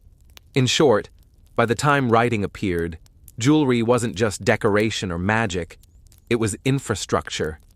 It carried the weight of law, religion, dynasty, and class. It was the silent language of command, worn around the throat, draped across the chest, or flashed with a subtle lift of the hand. Behind every shimmering crown and engraved ring stood someone with dirt under their nails and fire in their forge, the ancient jeweler. As societies became more complex, so did the techniques of adornment. Jewelry was no longer just strung beads or hammered metal. It became art, engineering, and alchemy, often centuries ahead of its time. In Bronze Age civilizations, artisans began mastering the use of metal smithing tools, techniques like granulation, fusing tiny gold spheres to surfaces, and filigree, delicate wirework requiring precise control of heat, materials, and geometry. The Manawans of Cree, for example, created jewelry that looked almost modern, bees made of gold with tiny suspended drops of honey, lions mid-roar, goddesses with wings outstretched. These weren't just trinkets. They were mythologies in miniature. Egyptian goldsmiths took it even further, using blowpipes to control fire and open molds for casting. They produced elaborate collars and amulets that still stun the modern eye. One of the finest discoveries from Tutankhamun's tomb was a scarab pectoral containing Libyan desert glass, a material formed by ancient meteorite impact. Jewelry here wasn't just decoration, it was cosmic. Meanwhile, in the Indus Valley and Mesopotamia, craftsmen were setting stones into gold, developing primitive drills with string and bow mechanisms, and perfecting intaglio carving on seal stones. These engraved pieces weren't only beautiful, they served as identification, signatures, and in some cases, magic charms. Perhaps most remarkable was the use of lost wax casting, an innovation that allowed for complex hollow metal forms, first appearing in Mesopotamia and Egypt. This technique involved sculpting a model in wax, coating it with clay, then heating it until the wax melted away, leaving a mold for molten metal. The result? Rings, earrings, and pendants that were both lightweight and ornate. By the time of the Etruscans and Greeks, jewelry had become a full-fledged industry. Specialized workshops employed engravers, metal workers, polishers, and gem cutters. Designs were replicated with molds, and innovations like hinges, clasps, and even mechanical lockets appeared. These innovations weren't just about luxury, they told stories of technology, trade, and talent. The rise of the jeweler meant that human identity could now be engineered as much as expressed. Jewelry became both a craft and a code, a silent testimony to the hands that shaped it and the societies that wore it with pride. As ancient trade routes spread across deserts, seas, and empires, jewelry evolved beyond personal expression or local ritual. It became currency, diplomacy, and a global commodity. A single gemstone might pass through dozens of hands, kingdoms, and languages before landing on the neck of a queen or the hilt of a warrior's sword. Take lapis lazuli, a deep blue stone more prized than gold in the ancient world. Its only known source in antiquity was the Badakhshan mines of modern-day Afghanistan, yet it turned up in Mesopotamian temples, Egyptian tombs, and even in Mycenaean Greece. That means ancient merchants were moving this stone across thousands of miles, through mountain passes, along riverways, and over brutal terrain, all for beauty, yes, but also for what that beauty meant: access, status, and connection. Trade transformed jewelry from a local product to a cross-cultural symbol. The Phoenicians, for instance, acted as intermediaries, sailing from the Levant to North Africa and southern Europe, spreading both their own elegant glass beads and foreign goods in their wake. Egyptian lotus designs appeared in Iberia, while Assyrian motifs crept into Mediterranean workshops. The Silk Road carried pearls from the Persian Gulf, rubies from India, and jade from China, sometimes making it all the way to Rome. These weren't just materials, they were messages. A Chinese jade hairpin in a Central Asian grave suggested political alliance. A Persian turquoise ring in a Greek market spoke of empires colliding and cultures blending. Jewelry was also used as tribute and bribery. Emperors exchanged it to seal treaties. Rulers paid in it to appease invading armies. Gold bracelets, gemstone inlaid belts, and pearl-studded diadems acted as political chess pieces. Even among commoners, jewelry took on economic weight. In many ancient societies, jewelry functioned as portable wealth, especially for women. A bride's dowry might include coin bracelets or rings, serving both as adornment and emergency savings. If needed, she could sell a necklace to survive famine, fund a journey, or pay a debt. In essence, ancient jewelry was the world's first global brand, recognizable across borders, adaptable to local tastes, yet carrying the same timeless message. This is precious, and I am connected to the forces that made it so. From caravans to caravel, it traveled with us, part ornament, part passport, part promise. While jewelry often marked status and divinity, it eventually took on one of its most enduring roles, the symbol of love, commitment, and memory. Long before diamond engagement rings became the norm, humans used beads, rings, and bangles to mark relationships, both romantic and sacred. In ancient Egypt, rings were exchanged not just as decorative gifts, but as contracts of union. Circular in shape, with no beginning or end, the ring represented eternity. Couples would exchange rings made of woven reeds, ivory, or gold, often placed on the third finger of the left hand. A tradition based on the belief that this finger held a vein that led directly to the heart, later called the vein amoris. In ancient Rome, betrothal rings called annulus were made of iron, symbolizing strength and permanence. Some were engraved with portraits of the couple or clasped hands, a motif known as fid, which would persist into medieval Europe and beyond. These rings were more than tokens of affection. They were legally binding, often tied to dowries, inheritances, and the legitimacy of offspring. Other cultures marked romantic bonds through bracelets, necklaces, or amulets worn in pairs.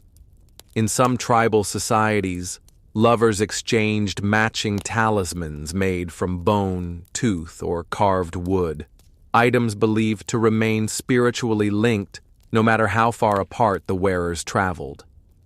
Jewelry also played a major role in wedding ceremonies. In India, the tradition of adorning the bride with intricate gold jewelry, including nose rings, anklets, bangles, and hairpieces, was both aesthetic and spiritual. Each item carried symbolism: prosperity, protection, fertility. The Mangal Sutra, a black beaded necklace tied by the groom during the wedding, became a symbol of marital status akin to a Western wedding ring. Across cultures, love jewelry also carried hidden messages.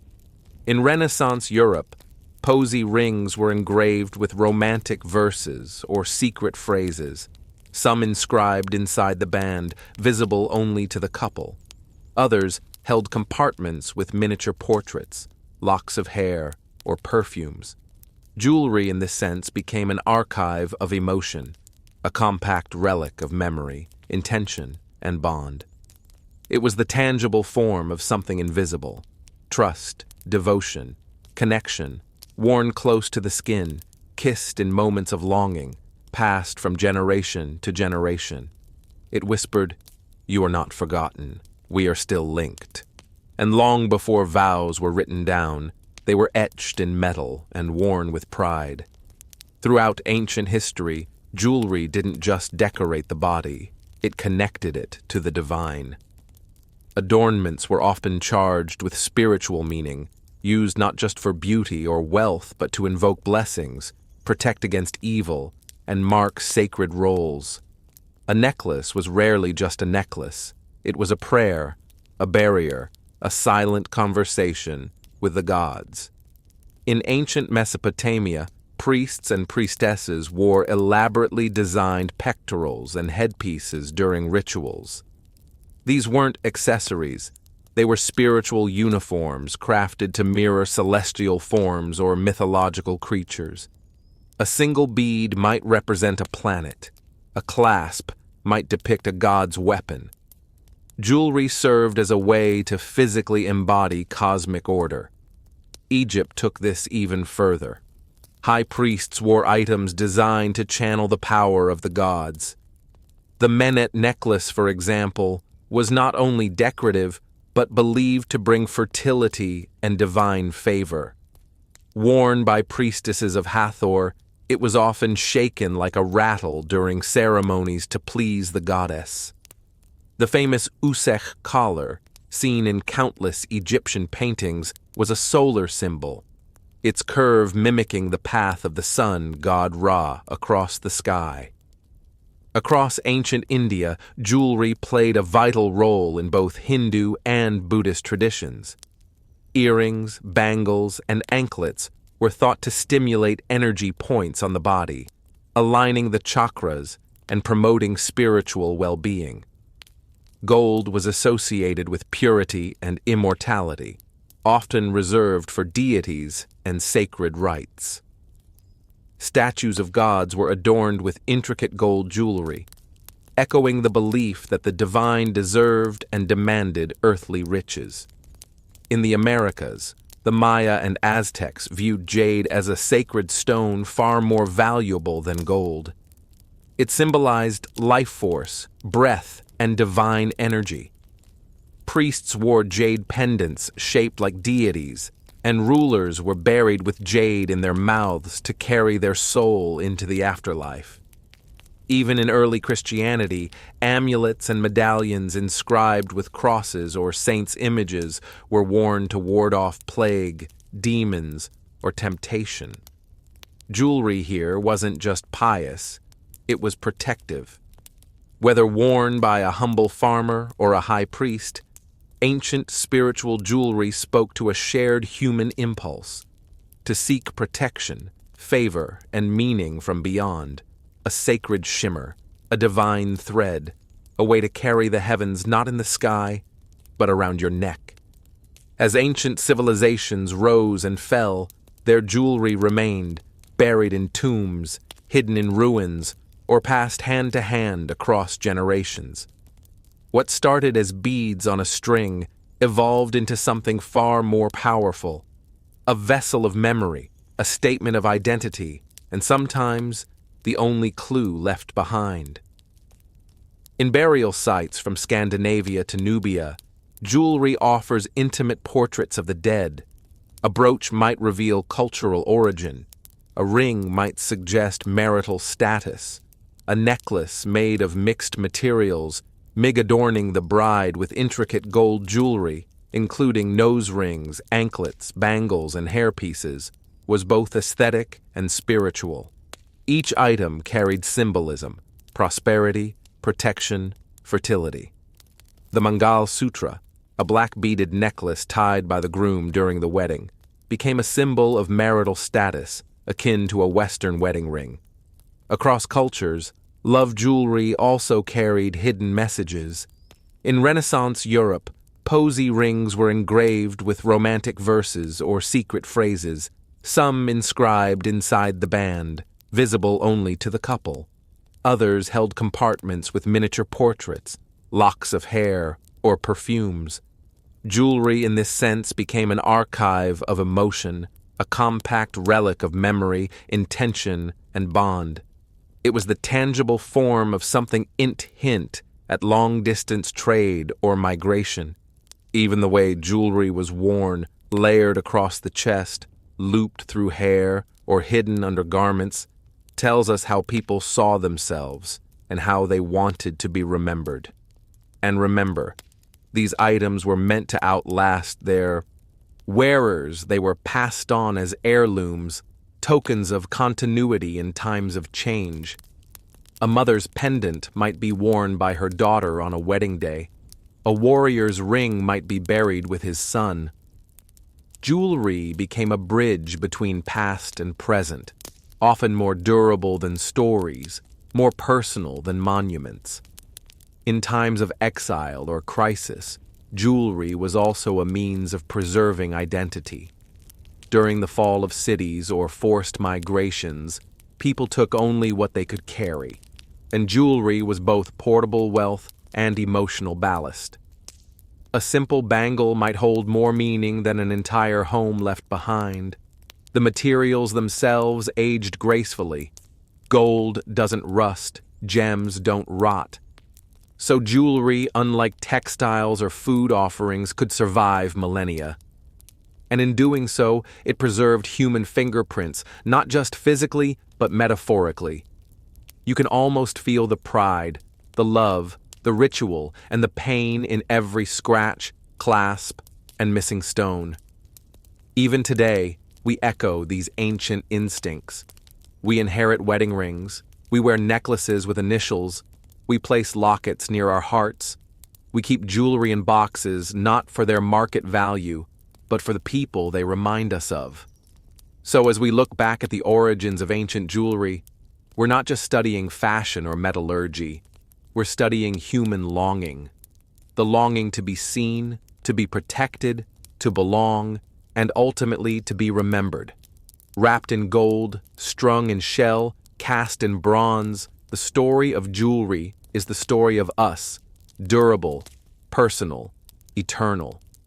Beneath the peaceful wheat fields and sleepy roads of northern France lies something no one expects, a massive underground city carved directly into soft chalk.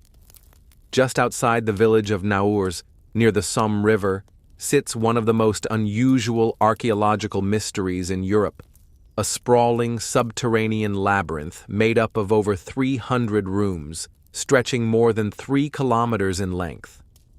Descend just 33 meters, and you're no longer in rural Picardy. You're in a ghost city carved into stone. It's easy to miss on the surface. There's only a small entrance on a wooded slope. But step inside, and the cool air greets you like a secret. The passages widen. They twist. They open into hidden chambers, stables, kitchens, even a chapel. Some rooms are connected with long, low-ceiling corridors, Others are isolated dead ends, perhaps meant for storage or something more secretive. It feels less like a cave and more like someone turned the underworld into a village. What's most unsettling isn't just the scale, it's the silence of its origins. No definitive record tells us why or when the Naurs complex was first built. Estimates suggest that construction began sometime in the Middle Ages, possibly between the 9th and 13th centuries. But was it meant as a refuge, a monastic retreat, or something else entirely? The walls don't say. One popular theory is that local monks or villagers began digging the tunnels as a way to escape Viking raids or later invasions during the 100 Years' War. It would have made perfect sense. The chalk is soft and easy to excavate, and the network is cleverly ventilated, meaning fires could be lit without suffocating occupants. It was also virtually invisible from above, making it the perfect hideout. Over time, the city beneath Naurs evolved. Wells were dug, smoke chimneys were hidden inside tree trunks above ground. Horses were even stabled in the depths, far from enemy sight. And yet, despite its engineering genius, the site vanished from collective memory until it was rediscovered by a priest and amateur archaeologist in the 19th century. And that's just the beginning, because what started as a potential medieval refuge would later become a sanctuary, a curiosity, and a canvas for soldiers in one of the bloodiest wars in history. But down here, surrounded by carved walls and uncertain purpose, one thing is clear. Naurs wasn't built in fear. It was built to endure. Walking through Naurs is like stepping into the blueprint of an invisible civilization. The walls, cool and chalky to the touch, tell a story of centuries of carving done entirely by hand, one swing of a pickaxe at a time. There are no traces of machinery, no signs of hasty excavation. Instead, what you find is precision, intention, and layers of human labor, generations shaping their own underground refuge. The soft chalk of the region, known as cray, made digging relatively easy, at least compared to harder rock. But the real challenge wasn't excavation, it was engineering. How do you build an underground settlement without collapsing it? How do you ventilate a multi-level network without anyone above noticing?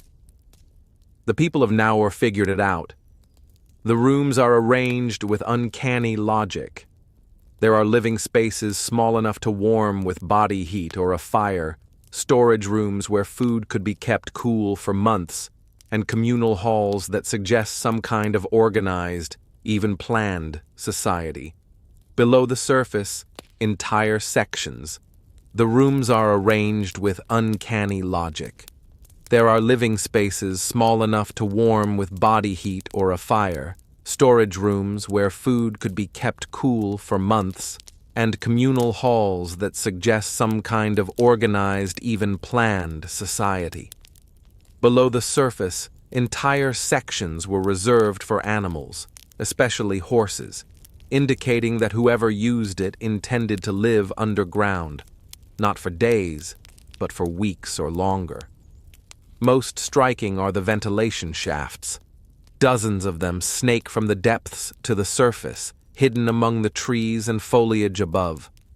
Some were disguised with plants or debris to avoid detection by outsiders. The airflow they provided meant that people could cook, breathe, and survive in secret. Smoke from fires would drift away undetected, vanishing into the forest canopy. Evidence suggests the site may have taken centuries to complete, slowly expanded room by room as needed. There is no sign of forced labor or rapid construction. It appears to be a community effort, probably maintained and improved over generations. This was no military fort, no castle built by decree. It was a place born of necessity, cooperation, and quiet innovation. The craftsmanship is not luxurious, but it is efficient. Doorways are rounded, ceilings are reinforced, walls are smoothed, not crumbling. Even without ornament, there's beauty in the geometry, in the repetition, in the sheer will it took to make this place real. And perhaps that's why Naurs has endured. It wasn't just carved from chalk, it was carved from a deep human instinct to protect, preserve, and prepare for the worst. While no definitive records exist to name the original builders of Noor, whispers from history suggest a likely group of early tenants, monks. During the Middle Ages, northern France was no stranger to invasion, first from Vikings, then during later conflicts like the 100 Years' War. Monastic communities often stood on the front lines of instability, and many chose to carve sanctuaries beneath their chapels. Naurs, with its isolated location and sprawling subterranean space, fits that pattern almost perfectly. Clues supporting this theory lie in the layout itself. Among the hundreds of rooms, there is a central chapel carved with a simple altar and arching ceiling. Though plain, it holds spiritual gravity. The room was clearly designed for congregational worship, with space for a small gathering and even faint etchings along the walls, perhaps verses or symbols now lost to time. This wasn't a storeroom or a defensive bunker. It was a sanctuary in the truest sense. The monks may have started the carving process, but they didn't remain the only ones to seek shelter here. As the centuries passed and wars swept across the region, local villages and peasants took refuge in Naurs. Entire families are thought to have hidden below during sieges or enemy raids, especially when mercenary bands or foreign armies passed through Picardy. According to local oral tradition, the underground city could accommodate up to 3,000 people at once. That's not just a refuge, that's a hidden population center operating in total silence beneath the enemy's boots. Imagine the dark corridors filled with quiet whispers, the smell of smoke, the soft clinking of pots and tools, the occasional cry of a child, all happening beneath the surface while danger loomed above. And yet, despite the fear that likely brought people underground, Naurs offered more than safety. It offered dignity. People weren't crammed into caves like animals. They had rooms, passageways, space to breathe, pray, and wait. There were rules, organization, and probably a hierarchy. Who got which room, who watched the shafts, who rationed food. The answers are lost, but the design suggests social structure, not chaos. In many ways, Naurs wasn't just a hiding place. It was a parallel society, quiet, shadowed, and utterly self-reliant, built not out of luxury, but out of necessity. And in doing so, it kept communities alive without anyone above even knowing they were there. For centuries, the underground city of Naurs quietly served its purpose, sheltering monks, villages, and perhaps entire generations from wars and raids. And then, just as mysteriously as it had been carved, it vanished from memory. By the 18th century, few in the surrounding region even knew it existed. The entrance had been overgrown, the stories faded, the city below swallowed, not by earth, but by time. How does a city disappear slowly, bit by bit? As peace returned to northern France, the need for subterranean refuge declined. People returned to farms and fields. Families grew more permanent roots above ground. Oral histories thinned with each generation, and eventually no one remembered to tell the next child that beneath their feet lay an entire civilization of chalk.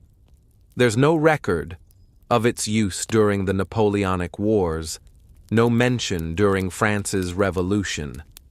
The 19th century passed with barely a whisper of the tunnels. It became local myth, a story for children, a cautionary tale about hidden rooms and ghostly monks. Until one day in the 1880s, curiosity brought it back to light. A Catholic priest named Father Ernest Danicourt had an amateur interest in archaeology. He had heard the whispers. A shepherd boy spoke of a hollow sound beneath his feet. The locals thought he was mad, but Danicourt persisted. He began clearing away debris and brush at a strange depression in the land, and what he found shocked even the skeptics. Down in the dark, with only lanterns and rope, he uncovered rooms, hundreds of them, each more elaborate than the last. He was the first person in perhaps 150 years to walk those halls. He cleaned them, mapped them, and began cataloging the site. In time, he opened it to the public as a curiosity. Visitors arrived to see the city beneath the earth, wondering how something so massive could be hidden in plain sight. And yet even Danicourt never fully understood its origins. The medieval timelines were speculative. The purpose of some rooms remained unclear. Why were some passages sealed? Who had carved the deeper, more narrow tunnels? The more he uncovered, the more questions rose from the chalky walls. Naur had returned, but only as a puzzle, a hauntingly empty stage with no actors left. A city remembered not through documents, but through silence, shadows, and rooms that had patiently waited for someone to come back. Just a few decades after Father Danicourt rediscovered Naurs, the peaceful fields of Picardy were torn apart by a new kind of horror: the First World War. Trench warfare turned northern France into a blood-soaked labyrinth of mud, barbed wire, and artillery craters. And while the war raged above, something extraordinary happened below. Naurs became a secret sanctuary once again. French, British, Australian, and even Canadian soldiers passed through the region as part of the Somme offensive, one of the deadliest campaigns of the entire war. Many of them found themselves near the village of Naur, and some were taken underground, perhaps for shelter, perhaps for curiosity, perhaps for a brief moment of quiet away from the thunder above. But they didn't just visit. They left their mark on the soft chalk walls of Naurs. More than 2,000 inscriptions, carved carefully by soldiers, names, ranks, regiments, dates, even hometowns. It became a kind of underground guest book, a human time capsule etched in stone. Some signatures are elaborate, complete with military insignia. Others are heartbreakingly simple. Tom 1916, J. Carter, 14th Battalion. It wasn't vandalism. It was memory written by men who knew they might never return home. Many of these soldiers were Australian, from the Australian Imperial Force. Their graffiti is among the most numerous. Historians believe soldiers were brought to Naur for brief rest periods or as part of local reconnaissance. The site may have reminded them of home, of cave systems like the Jenolan Caves in New South Wales. Or maybe it was just the sheer wonder of stepping out of trench hell into an ancient city of stone. Some carved dates just days before the Battle of the Somme began in July 1916. Many of those names never made it back to Australia or England or Canada, but their writing did. Their presence still lingers in the dim corridors, not ghosts, but echoes. In recent years, researchers have used these inscriptions to trace family histories and even reconnect descendants to soldiers lost in the war. Now, once a forgotten refuge became a living memorial, Not through monuments or parades, but through handwriting scratched into stone by men facing the abyss. Down here amid the silence, their words still whisper, "I was here. I mattered. Don't forget me." What makes Naur so haunting isn't just its vastness or mystery. It's the graffiti, thousands of inscriptions carved into the chalk walls, not by medieval monks or refugees, but by soldiers of World War I. Young men trapped in a war that had erased any sense of normalcy. These weren't random scrolls or mindless doodles. They were deliberate, careful, and intensely human. A name carved into stone becomes a voice refusing to vanish. Over 2,000 such inscriptions have been catalogued so far, most of them bearing names, ranks, battalion numbers, and dates. Some are precise. Pinch Kelly, 3rd Battalion AIF, March 1916. Others are more cryptic, just initials, a year, maybe a single word like home or peace. The chalk walls became a canvas for memory, each letter scratched out with the same discipline they applied to their rifles. Many soldiers carved their names in clusters, groupings of men from the same battalion, often side by side in one section of the tunnels. Australian soldiers from the 1st and 2nd Divisions carved entire walls, turning them into unofficial regimental memorials. It wasn't about ego. It was about being remembered. In the chaos of war, there was something grounding about leaving behind a mark, an act of quiet defiance against the oblivion of death. Some went further. They carved their hometowns, Sydney, Perth, Manchester. They scratched crosses, kangaroos, or military insignia into the walls. A few even etched short messages. "Goodbye, France," one soldier wrote. Another simply carved, "Still alive." And then there are the dates, many of them in 1916, just weeks or even days before the Battle of the Somme, where tens of thousands would be killed within hours. The eerie proximity of these peaceful carvings to the slaughter above makes Naur's feel like a moment of suspended time, a breath before the storm. Today, these inscriptions have become the focus of military historians and genealogists. Names once lost to history are being reconnected to families. Some descendants now walk the same tunnels, tracing the same letters with their fingers, knowing that their grandfather or great-uncle stood here, laughed here, maybe wept here, before climbing back into the noise of war. Naur's is no longer just an archaeological site. It's a living document carved not in paper, but in stone. A place where voices from the past still linger, refusing to be forgotten. After the Great War, Naur fell silent once more. The soldiers were gone, many of them forever, and the underground city returned to its quiet, chalky gloom. The names they carved faded under layers of dust, soot, and moisture.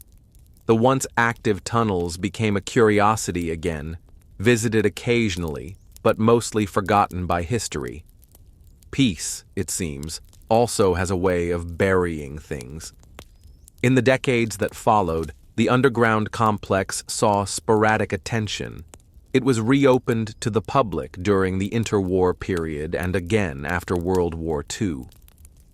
Tourism brochures in the 1950s and 60s advertised Naur's as a quaint medieval oddity, la cité souterraine, but few truly understood what they were walking through. Most visitors wandered through the dim corridors without realizing that they were brushing past the names of thousands of soldiers etched silently into the walls behind them. Worse still, the site began to suffer from neglect and casual damage. Lighting installations scorched the delicate chalk graffiti, and modern markings were added, sometimes right next to century-old inscriptions. Dust, mold, and vibration from tourism slowly eroded parts of the structure, and all the while, the true historical significance of what lay within remained buried under souvenir shop interpretations and surface-level storytelling. The inscriptions were there, hiding in plain sight, but no one was really looking. It wasn't until 2014, almost a full century after World War I, that Naur would reclaim its voice. A team led by Gilles Priault, a French archaeologist, stumbled upon the extent of the soldier graffiti while conducting a routine survey of the site. What he found wasn't just a few scattered names. It was a vast, undocumented war archive carved by hand. He realized that Naurs wasn't just a medieval refuge or a tourist stop. It was a time capsule, a spiritual annex to the war itself. This discovery reignited interest in Naurs. Conservation efforts began, digital scans were made, and the graffiti was cataloged for historical research. Families from as far away as Australia and Canada came to see the signatures of ancestors who never returned. Still, the silence of those lost decades lingers. For nearly 100 years, the most poignant messages in Naurs were hidden, not by secrecy, but by neglect. And perhaps the greatest tragedy is not that the soldiers carved their names into the stone, but that we forgot to look for them. The 2014 rediscovery of Naurs's wartime graffiti changed everything. What had been marketed as a quirky underground attraction was suddenly recognized for what it truly was: a sacred record of lives interrupted, carved into the earth by men preparing to die. Overnight, Naurs was transformed from a tourist stop to a site of international historical significance. Leading the rediscovery was archaeologist Gilles Priault, whose work began as a simple preservation study. But as he and his team ventured deeper into the tunnels, they realized they weren't just cataloging medieval architecture. They were standing in a World War I archive, inscribed not on paper, but into the walls themselves.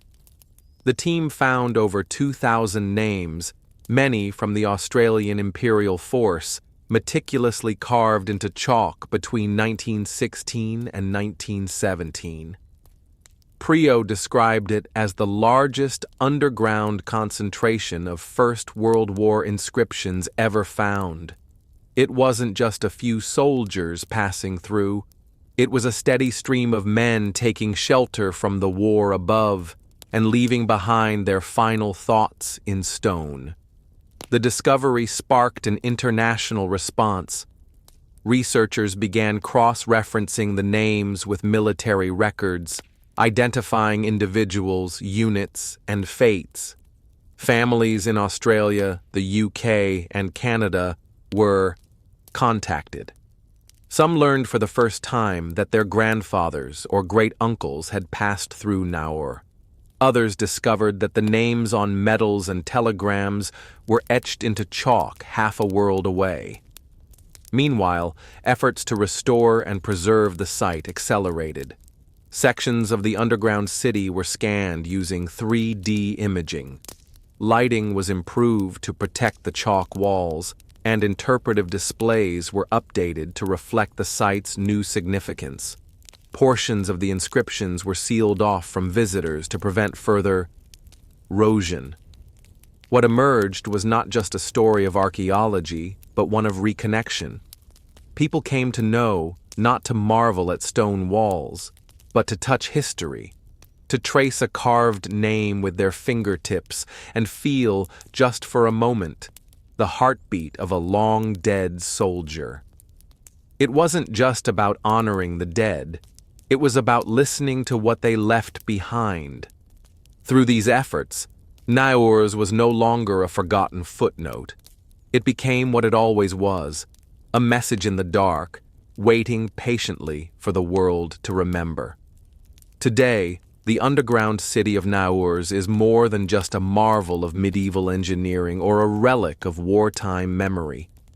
It is a symbol of resilience, human creativity, and the strange intimacy between survival and silence. It stands not as a monument to one moment, but as a layered palimpsest of human history, each corridor echoing a different era's fears, hopes, and choices. What began as a possible monastic hideaway evolved into a full-fledged subterranean refuge, then into a forgotten curiosity, and finally into an accidental war memorial carved by its own witnesses. In this way, Naurs defies classification. It is not just a historical site. It's a psychological space, a place that has housed prayer, fear, routine, and rest across centuries. The cold chalk walls have absorbed the breath of monks, villagers, and soldiers alike. Each left something behind. In the modern era, Naurs has become a place of reflection, especially for descendants of the World War I soldiers who inscribed their names there. Visiting the tunnels today isn't like entering a battlefield or a museum. It's like entering a shared memory, one that was once buried and now breathes again. You walk not just through stone, but through testimony. It has also become a site of collaboration between nations. French and Australian historians now work together to match inscriptions with military records. School children are brought through the tunnels to learn about history in the most visceral way possible, by seeing what someone else carved with their own hands during a time when they weren't sure they'd survive the week. Perhaps most powerful is what Naurs teaches us about legacy. It was built not with glory in mind, but out of necessity. Yet it endured, and over time its quiet persistence became its strength. It reminds us that history isn't just told in speeches and statues. It's whispered into chalk, hidden in dark corners, waiting patiently for someone to remember. Naurs is not loud. It doesn't shout, but it endures. And in doing so, it speaks to the enduring human instinct to carve meaning into the places we fear the most, and to leave behind a mark that says simply, "We were here. We mattered."